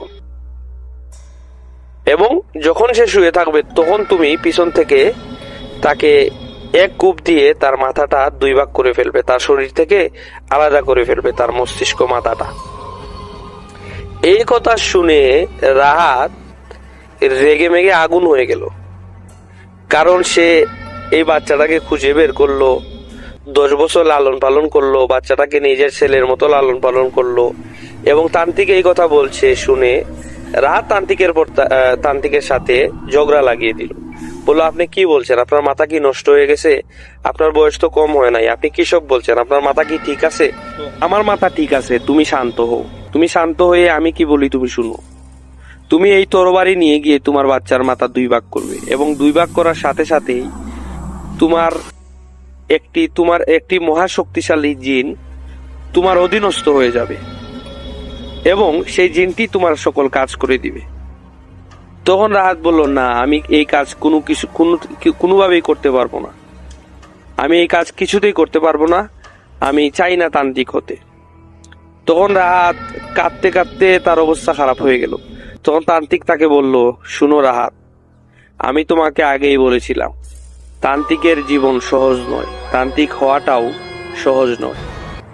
আজ যে আমি তান্ত্রিক হয়েছি, আমিও তোমার মতো একজন নয়, 2টি বাচ্চাকে আমি বলি দিয়েছি, 2টি বাচ্চাকে বলি দিয়ে আজকে আমি তান্ত্রিক হয়েছি, আর তুমি একটি বাচ্চাকে বলি দিয়ে তান্ত্রিক হবে। তখন রাহাত কাঁদতে কাঁদতে বলল না, আমি এই কাজ কিছুতেই করতে পারবো না, আপনি আমাকে ক্ষমা করেন, আমি আমার বাচ্চাকে নিয়ে চলে যাই। তখন তান্ত্রিক রাহাতকে বলল যে আমি তোমাকে আগে বলছিলাম যে এটা অভিশপ্ত জীবন, এখন যদি তুমি এইটা কাজটি না করতে পারো তাহলে বিরাট ক্ষতি হবে, তুমিও মারা যাবে, আমিও মারা যাব। তখন আমরা দুজনের মধ্যে কেউই আমরা বেঁচে থাকতে পারবো না, আমার সাথে থাকা জিনগুলো মারা যাবে, কারণ আমার সাথে জিনগুলো আগে থেকেই জানে যে আমি তোমাকে এই যে শিক্ষা দিব, তারা সেটা আগে থেকেই জানে, এবং জানার সাথে সাথে তারা আমাকে নাও করছে যে তুমি তাকে শিক্ষা দিও না। তখন আমি তাদেরকে রাজি করিয়েছি এবং বলছি যদি এই কাজ না করতে পারে তাহলে তোমরা আমাকে মেরে ফেলিও, এবং তারাও বলছে যে আমি আপনাকে তান্ত্রিক সাহেব, আমরা আপনার কাছ থেকে চলে যাব এবং আপনাকেও আমরা মেরে ফেলবো। জিনগুলো বলছে, তান্ত্রিকের সাথে থাকা জিনগুলো, এগুলা খারাপ জিন ছিল। তো এই কথা বলার পর রাহাতও চিন্তা করে যে রাহাতের তখন কিন্তু মনুষ্যত্বটা চলে গেছিল রাহাতের, তান্ত্রিকের মতো। তান্ত্রিকেরও যেরকম মনুষ্যত্বটা, সে তার মানে জিন হারানোর বয়ে হোক আর যে বই হোক, যেমন তান্ত্রিক করছিল, মানে মনুষ্যত্বটা তার কাছ থেকে চলে গেছিল, ঠিক তেমনি রাহাত তো চিন্তা করতেছে যে আমি তান্ত্রিক হওয়ার জন্যই তো তাকে আনছি, তান্ত্রিক হওয়ার জন্যই তো আমি তাকে লালন পালন করছি, মেরে ফেললে কি হবে, আমি তো অলৌকিক ক্ষমতার অধিকারী হয়ে যাব। আর তান্ত্রিক তো বলতেছে আমার কাছে জিন চলে আসবে, আমি যা খুশি তা করতে পারবো, আমি মহাশক্তিশালী হয়ে যাব। তো প্রিয় লিসেনার্স, তান্ত্রিকে তাকে রীতিমতো ব্রেইন ওয়াশ করে ফেললো, বলে এরকম এরকম করো, তুমি এরকম করতেই হবে তোমাকে, তুমি তো এই ছেলেটাকে আনছোই, তাকে তুমি এই কাজ করার জন্য, তাকে তুমি তান্ত্রিক হওয়ার জন্যই তুমি ছেলেটাকে আনছো, তাহলে ছেলেটাকে মারলে তোমার কি সমস্যা? তো রাহাত এই কথাগুলো তান্ত্রিকের শুনে সে ইয়া করলো, তার সিদ্ধান্ত নিল যে সে ছেলেটাকে মেরে ফেলবে, তাকে বলি দিবে, তার শরীর থেকে গর্দানটা আলাদা করে ফেলবে। তো তান্ত্রিকের কথা শুনে সে তরবারিটা নিয়ে তার ছেলের কাছে যায়। ছেলের কাছে গিয়ে প্রিয় লিসেনার্স, ঘটনাটি যখন আমি শুনি তখন আসলে আমার মাথাটা ঠিক মানে জানি না কতটুকু ভয়ঙ্কর, কিন্তু আমি নিজেও অনেক কষ্ট পাই এই সিচুয়েশনের জন্য, এই অবস্থার জন্য। আমি কেঁদে ফেলি, বিশ্বাস করবেন না প্রিয় লিসেনার্স, আমি কেঁদে ফেলি এই ঘটনাটি শুনে। তো সে তরবারিটি নিয়ে, রাহাত তরবারিটি নিয়ে তার ছেলের কাছে যায়। ছেলেটি বলে, আব্বা আমি পানি খাবো, আমার ভালো লাগছে না, আব্বা পানি খাবো আমি, আমাকে আব্বা পানি দাও, তুমি কি আব্বা আমার জন্য পানি আনছো? তার ছেলেটি নিষ্পাপ ছেলে তার বাবাকে বলতেছে। তখন তার বাবা বলতেছে, তার বাবার ভিতরে কিন্তু সেই রাহাতের ভিতরে আর কি মনুষ্যত্বটা নাই, চলে গেছে একবারে। তখন রাহাত কি করবে? তখন রাহাত বললো, তুই তান্ত্রিকের কথা মতোই সে কাজ করছিল, হয়তোবা ওই জিনগুলোই রাহাতকে দিয়ে এই কাজটা করাচ্ছিল। তখন রাহাত বলল, বাবা আমি পানি আনছি, তুমি ওইদিকে ফিরে ঘুমাও। ছেলেটি অনেক বাধ্য ছিল, ছেলেটি রাহাত তো আদর করতো, মায়া করতো, রাহাতকে অনেক ভালোবাসতো ছেলেটি, এবং রাহাতও ছেলেটিকে ভালোবাসতো। তারপর এক পর্যায়ে রাহাতের কথা শুনে ছেলেটি সামনের দিকে মুখ করে ঘুমালো, এবং রাহাত পিছন থেকে ধারালো তরবারিটি দিয়ে একটি কূপ দিয়ে ছেলেটির শরীর থেকে মাথাটা আলাদা করে ফেল। প্রিয় লিসেনার্স, এই পরিস্থিতি এবং এই যে এই অবস্থাটা করার পর যখন ছেলেটির নিষ্পাপ চেহারা যখন সে দেখলো, এবং তার শরীর থেকে মাথা থেকে যে রক্তগুলা বের হচ্ছে, এই রক্তগুলো দেখে রাহাত তার মাথা ঠিক রাখতে পারে নাই। তখন রাহাত চিৎকার করে, রাহাত তখন কান্নায় ভেঙে পড়ে, কারণ তখন তার মাথাটা ঠিক হয়, তখন সে মানে তার ইয়ার মাঝে আসে, তখন সে বুঝতে পারে, তখন তার উপলব্ধি হয় যে আমি কি করলাম, আমি আমার নিজের সন্তানকে নিজ হাতে আমি বলি দিলাম, আমি এটা কি করলাম। তখন তান্ত্রিক আসলো, এসে রাহাতকে সান্ত্বনা দিতে থাকলো, বলল, রাহাত এখন থেকে তোমার সাথে জিন হাজির হয়ে গেছে, তোমার নিয়ন্ত্রণে একটি শক্তিশালী জিন চলে আসছে, তুমি এখন যা চাইবে তা হবে, তুমি যা বলবে জিনটি তাই করবে। তখন রাহাত এই ধরনের এই যে তান্ত্রিক হওয়ার যে তার ইচ্ছা, সে যে তান্ত্রিক হয়ে গেছে, এই কথাটার যে আনন্দ, সে আনন্দ কি অনুভূত করবে, সে তখন মানে এই যে তার বিবেকে নাড়া দিতে থাকলো তার রাহাতের। তখন রাহাত অনেকটা কান্নায় ভেঙে পড়ে গেল, তখন সে চিৎকার করতে থাকলো, তার লাশটার বুকে জড়িয়ে, সেই লাশটাকে বুকে জড়িয়ে, সেই মাথাটাকে তার বুকের মাঝে নিয়ে সে কাঁদতে লাগলো, ওই মাথাটার মধ্যে সে চুমু দিতে লাগলো, গালে চুমু দিতে লাগলো। তখন সে কষ্টে কি করবে সে বুঝতে পারছিল না। তখন রাহাত কি করবে সেটা বুঝতে পারে নাই। তখন তান্ত্রিক তাকে সান্ত্বনা দিল এবং বলল, যাও তুমি বাসায় যাও, আর এই মাথা দিয়ে আমি তোমাকে এই মাথা থেকে মাংস আমি তোমাকে সরিয়ে এই মাথার মুন্ডু দিয়ে তোমাকে একটি কঙ্কাল দিব, এবং এই কঙ্কালটা তোমার কাছে রাখবে, এবং এই জিনটা এইখানে থাকবে, এবং প্রতি রাতে এই জিনটা আসবে, তোমার কাছে আসবে, এসে তোমার কাছে পানি চাইবে, বলবে, আব্বা পানি দাও, আব্বা পানি দাও। যখন জিনটি তোমার কাছে আসবে, এসে পানি চাইবে, ঠিক তখনই তুমি জিনকে বলবে তোমার এই কাজটি করে দিতে, ওই কাজটি করে দিতে, তখন জিনটি তোমাকে সে কাজটি করে দেবে। মানে প্রিয় লিসেনার্স, মানে তান্ত্রিক এই কথাটাই বোঝাচ্ছিল যে মানুষ তো বিভিন্ন সমস্যার কারণে রাহাতের কাছে আসবে, যে রাহাত আমার এই কাজে তুমি সমাধান করে দাও, ওই কাজ সমাধান করে দাও।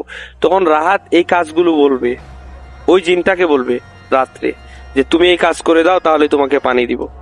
যখন জিনটা পানি চাইতে আসবে, তুমি আমার এই কাজটি করে দাও, আমি তোমাকে পানি দিব, রাত এরকম বলবে। তখন জিনটি কাজ করে আসবে, তখন আবার পানি চাইবে, তখন আবার রাত এইভাবে অনবরত কাজ করাতে থাকবে ওই জিনকে দিয়ে। তান্ত্রিক এই জিনকে কাজ করানোর এই প্রক্রিয়াটি বলে দেয়, এবং এই প্রক্রিয়াটি কি বলবে, আর সে তো শোনার মতো প্রস্তুত ছিল না, সে কি করবে রাহাত, সে তো এই মাথাটা নিয়ে কাঁদতে লাগলো। তো এক পর্যায়ে সে তান্ত্রিক তার কাছ থেকে মাথাটা কেড়ে নিল, নিয়ে বলল তুমি বাসায় চলে যাও, বাসায় গিয়ে তুমি আজকে রাতে এই জিনটি তোমার কাছে আসবে আর গভীর রাতে আসবে, তুমি তাকে যা চাইবে তা তোমাকে দিবে, সে তোমার কাছে সারা জীবনই থাকবে এরকম, তুমি যতদিন বেঁচে আছো। আর তান্ত্রিক আরেকটি কথা বলল, তোমাকে আরেকটি কথা বলি, তুমি মনে রাখবে, এই জিনটি যতবার তোমার কাছে পানি চাইবে তোমার হাত দিয়ে কখনো তুমি তাকে পানি দিও না। যদি তুমি তাকে পানি দাও তাহলে তুমি মারা যাবে, ওই জিনটি তোমাকে মেরে ফেলবে। তো এই কথা শুনে রাহাত তার বাসায় চলে গেল।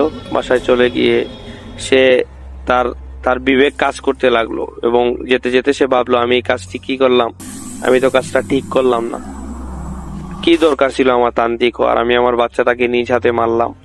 এই কথাগুলো ভাবতে ভাবতে সে তার বাসায় চলে গেল। রাহাত বাসায় গিয়ে তার স্ত্রী তাকে দরজা খুলে দিল, দরজা খুলে দিয়ে বলল, আমাদের সন্তান কোথায়?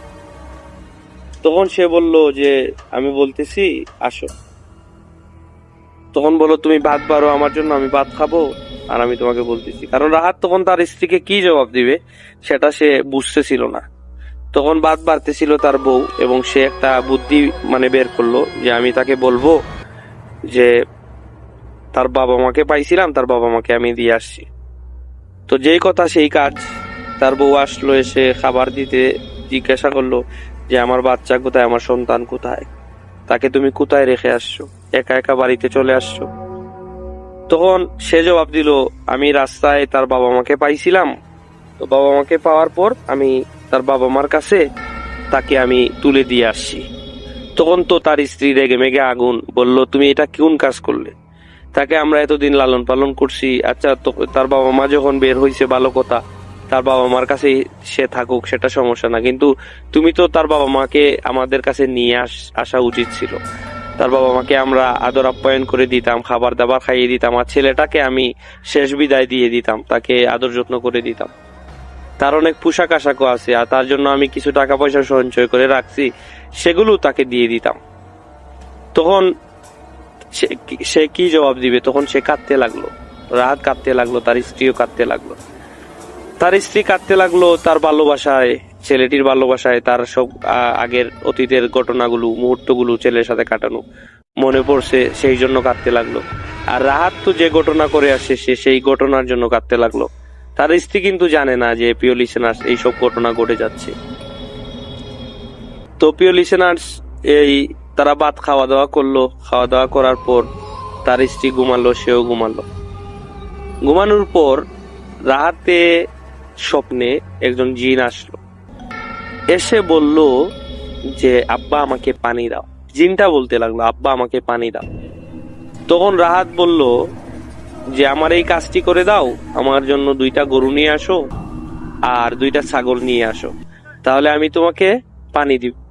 রাহাত স্বপ্নেই বলতে লাগলো ওই জিনটাকে, স্বপ্নে না, মূলত সেটা সজাগই ছিল, যখন বললো আর কি, জিন এসে যখন পানি চাইলো সে তাকে বললো আর কি। তো বলার পর সকালবেলা আসে, ঘুম থেকে এসে ঘুম ভেঙে দেখে তার বাসার সামনে 2টি গরু আর 2টি ছাগল রাখা। তো রাত তো বুঝে গেছে যে এটা জিনের কাজ, জিন এটা তাকে নিয়ে আসছে। তো পরদিন আবার যখন ওই দিনই যখন রাতে আবার যখন সে ঘুমায়, তখন আবার ওই জিনটি আসে, এসে বলে আব্বা আমাকে পানি দাও, আমি পানি খাবো। তখন রাহাত তাকে আরেকটি কাজ করতে বলে এবং সে ওই কাজটিও করে দেয়। এরকম রাহাত তাকে 3-4টা কাজ করায়। কাজ করানোর পর যতই দিন যায়, রাহাত তখন বুঝতে থাকে এবং এই যে তার ছেলের যে অনুপস্থিতি, তার ছেলে তার যখন ছিল তখন তার ঘরে আসার পর তার পা টিপে দিত, তার মাথা টিপে দিত, তাকে অনেক আদর যত্ন করতো, রাহাতকে অনেক আদর যত্ন করতো তার সন্তানটা। এবং এই সকল স্মৃতিগুলো রাহাতের চোখে ভাসছিল এবং সে অনেক কষ্ট পাচ্ছিল প্রতিনিয়ত। এবং কষ্ট পেতে পেতে সে রাহাত সিদ্ধান্ত নিল আমি তাকে পানি দিব। কারণ প্রিয় লিসেনার্স, যে যখন রাহাত তার ছেলেকে বলি দিল, তখন কিন্তু তার মনে অনেক কষ্ট, সে উপোস ছিল এবং পানি খাওয়ার যে একটা পানির যে একটা তৃষ্ণা পাইছিল এবং ছেলেটাকে সারাদিন যে সে উপোস রাখছিল, সেই কথাগুলো তার মনে হতে লাগলো, রাহাতের মনে হতে লাগলো এবং রাহাত কষ্ট পেতে লাগলো। এবং কষ্ট পেতে পেতে সে নিজেকে একটা কি বলবো, নিজের খুব একটা খারাপ লাগতেছিল এবং নিজেকে অপরাধী মনে হচ্ছিল। এবং সেই অপরাধী বোধ থেকেই রাহাত সিদ্ধান্ত নিল আজ রাতে এই জিনটাকে সে পানি দিবে।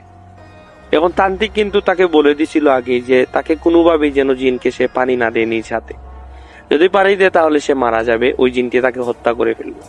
তারপরও সে এই অপরাধ বোধ থেকে সে এই যে কষ্ট সে ভাবতেছিল আর কি, রাহাত ভাবতেছিল যে আমি যদি তাকে পানি দিয়ে দেই তাহলে সে শান্তি পাবে, তার যে ভিতর, রাহাতের ভিতরটা শান্তি হবে যদি তাকে পানি দিয়ে দেয়, এইভাবে আর কি রাহাত ভাবতেছিল।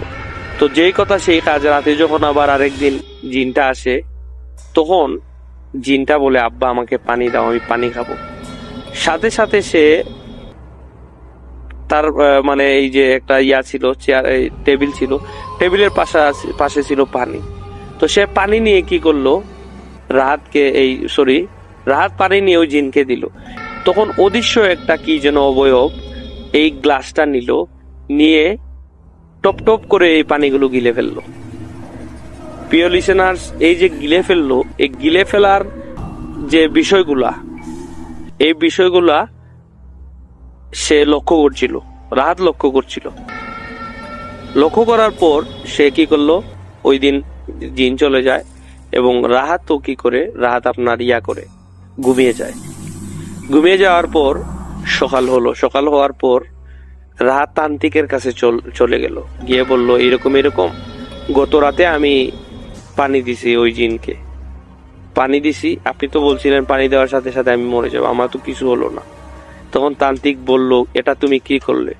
তুমি তো নিজের হাতে তোমার সন্তানকে মারলে, এখন তো তুমি নিজের হাতে নিজের জীবনটা তুমি শেষ করে দিবে, তুমি তো এখন মারা যাবে, ওই জিন তোমাকে ছাড়বে না, ওই জিন তোমাকে মারবেই মারবে।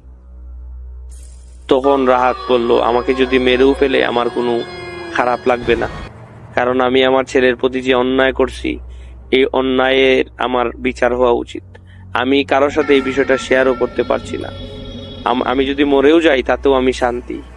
তখন তান্ত্রিক তাকে বললো, না তুমি এই কাজটা ঠিক করো নাই, এটা তোমার উচিত হয় নাই, তুমি এটা ভুল করলে, তুমি তোমার নিজের হাতে নিজের জীবনটাকে শেষ করে দিলে।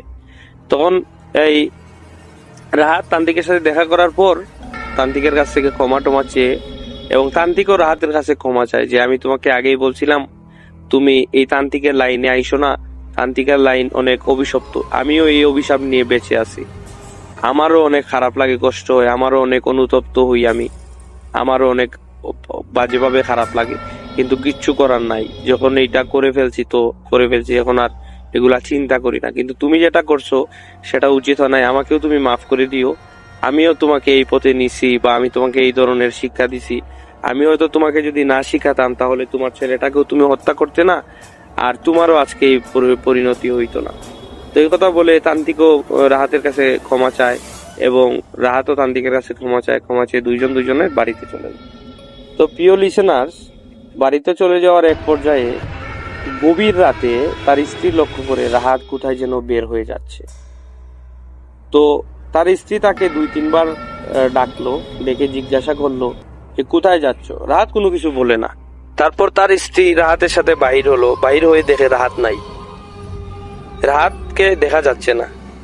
তখন তার স্ত্রী ভাবলো রাহাত হয়তো মাছ টাছ শিকার করতে গেছে বা কোনো কিছুতে গেছে, কোনো কাজে, এরকম রাহাত তো বের হতো প্রায়ই। তো তার স্ত্রী স্বাভাবিকভাবে বিষয়টাকে নিয়ে তার স্ত্রী দরজা লাগিয়ে ঘুমিয়ে পড়ে।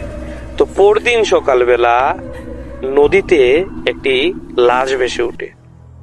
তো গ্রামের সবাই ধরাধরি করে লাশটাকে মাটিতে নামায়, পানি থেকে নামিয়ে দেখে যে রাহাতের লাশ। এই লাশটি দেখে গ্রামে সবার জানাজানি হয় যে এরকম রাহাতের লাশ উদ্ধার হয়েছে, রাহাত পানিতে ডুবে মারা গেছে। কিন্তু গ্রামের সবাই বলা বলি করে রাহাত তো সাঁতার জানতো, কিন্তু রাহাত কিভাবে পানিতে ডুবে মারা যায়। তো সবাই বলছে যে কোনো পানিতে থাকা কেউ হয়তো রাহাতকে মেরে ফেলছে বা কোনো কিছু হয়েছে। তো রাহাতের স্ত্রীও কাঁদতে লাগতে সে অনেক কষ্ট পায়, কারণ রাহাত ছাড়া রাহাতের স্ত্রীর কেউ ছিল না, রাহাতের স্ত্রীরও মা বাবা ছিল না, সে এখন একা হয়ে যায়, কাঁদতে লাগে, কষ্ট পেতে থাকে। তো এক পর্যায়ে ওই দিন তান্ত্রিকও জানতে পারে যে রাহাত মারা যায়। তো সে ওই দিন আর আসতে পারে না, পরদিন আসে।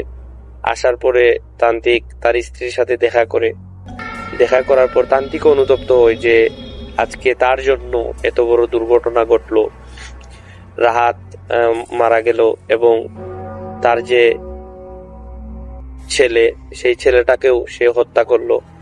এবং এই যে বিষয়টা তান্ত্রিক এই বিষয়টাকে দেখে এবং চিন্তা করে কষ্ট পেতে লাগলো এবং রাহাতের স্ত্রীর কাছে গেল, গিয়ে রাহাতের স্ত্রীকে সান্ত্বনা দিতে দিতে তান্ত্রিক এক সময় নিজের অপরাধ বোধ থেকে বলতে লাগলো যে তোমার স্বামীর খুনি হচ্ছে আমি হচ্ছি খুনি। তখন রাহাতের স্ত্রী শুনে বলল, এটা কি বলেন আপনি খুনি হতে যাবেন কেন? রাহাতের সাথে তো আপনার অনেক ভালো সম্পর্ক ছিল, আপনি কেন রাহাতকে হত্যা করবেন? তখন তান্ত্রিক প্রত্যেকটা ঘটনা বলে উঠলো যে এরকম ঘটনা ঘটছে। তো এইসব কথা শুনে তান্ত্রিকের রাহাতের বউ অনেক রাগারাগি করে তান্ত্রিকের সাথে, এবং সে খুবই একটা লোকজনকে জানায় না, কারণ রাহাতের বউ যদি এই কথাগুলো অন্যকে জানায় তাহলে ক্ষতিটা তার নিজেরই হবে। কারণ এরকম একটা বাচ্চাকে সে রাহাত হত্যা করছে, এই কথাগুলো জানলেও তার স্বামীকে মানুষ ছিচি দিবে, স্বামী সম্বন্ধে খারাপ বাজে মন্তব্য করবে। তাই রাহাতের স্ত্রী আর এই সকল কথা বাহিরে কাউকে বলে না, এবং তান্ত্রিকও ক্ষমা চেয়ে তার স্ত্রী থেকে বিদায় নেয়। তো এই ছিল প্রিয় লিসেনার্স ঘটনা। আসসালামু আলাইকুম।